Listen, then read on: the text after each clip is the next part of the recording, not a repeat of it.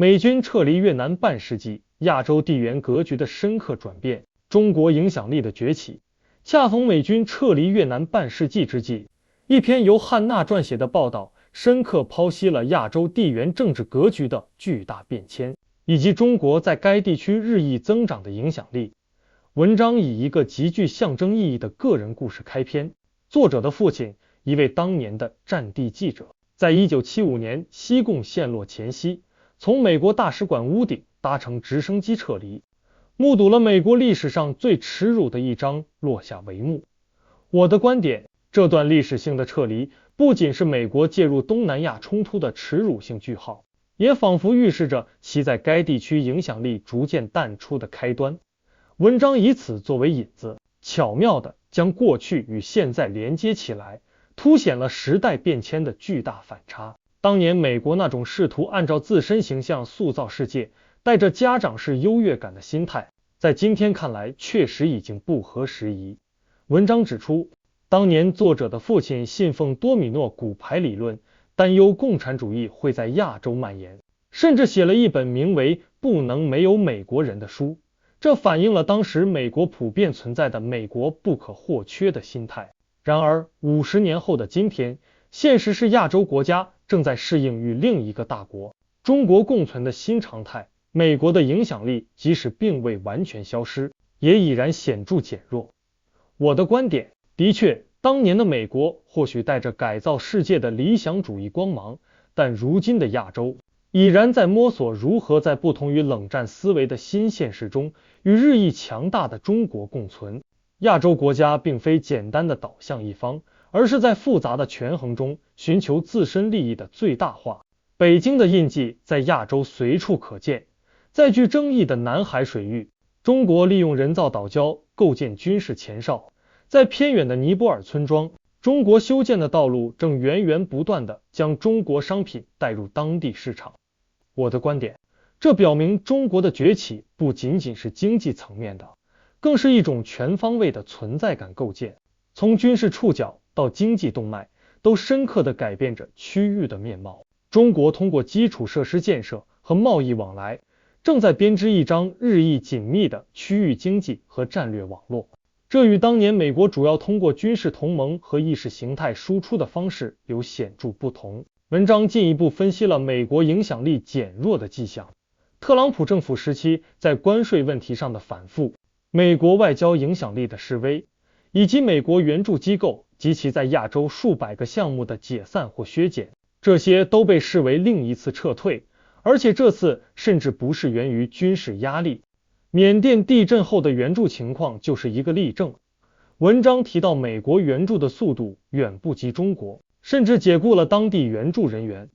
我的观点，这种非军事的退却或许更显被动与力不从心，它给区域国家带来的信号是复杂的，既有对美国援助和理想缺失的担忧，也可能促使他们更积极地寻求多元化，或是在两大国间寻求平衡。当美国似乎在某些领域缺席时，其他力量自然会填补真空。然而文章也探讨了美国软实力的持久性。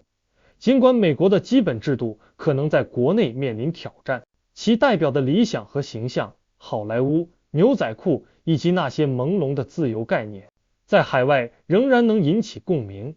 柬埔寨国防部副部长素切特将军的例子颇具代表性。尽管柬埔寨在军事现代化方面转向依靠中国，甚至夷平了美国援助建造的设施，这位将军在为本国威权统治辩护后，却出人意料地关切询问美国民主的现状。我的观点，这些细节生动地展现了区域国家内心的矛盾，他们需要在现实利益和长期价值之间权衡。素切特将军对美国民主的关切，即便可能是基于某种策略性表达，也至少说明美国作为一种制度和理念的象征，依然在人们心中占有一席之地，即便其实践面临挑战。这是一种复杂的认可，而非简单的否定。文章通过另一位关键人物，作者父亲在越南的记者同事范春隐的故事，增添了历史的层次感。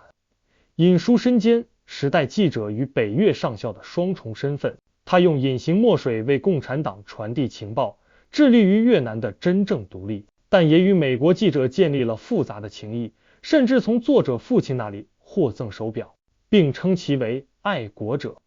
尽管他多年忠诚从事间谍活动，但在社会主义共和国的事业并未达到预期高度。我的观点，引述的故事尤其 poignant 凄美动人，它提醒我们，地缘政治博弈之下是活生生的人以及他们复杂的忠诚与情感。他既是民族主义的行动者，又能在个人层面超越意识形态，与敌人建立联系。他对父亲的保护以及他对美国人的喜欢，显示了即使在最激烈的冲突中，人性的连接和理解依然可能存在。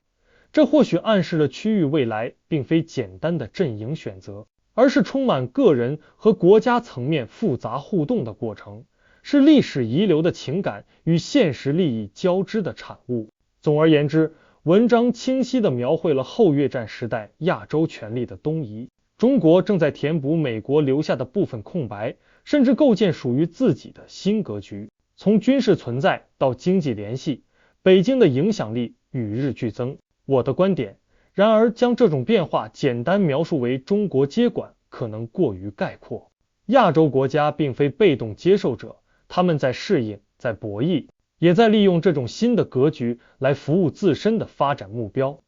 美国的影响力也并非完全消失，而是以更隐性、更侧重于价值和软实力的形式存在。文章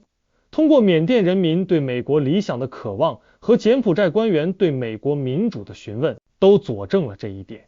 未来的亚洲更可能是一个多极互动、复杂共存的舞台，而非单一强权的主导，而每个区域国家都将在其中扮演更具能动性的角色，在不同的全球力量之间寻找自己的位置。今天这个话题我就暂时说这么多，如果您有不同的看法或者建议，记得留言告诉我。欢迎订阅我的频道，我是胖僧，谢谢大家。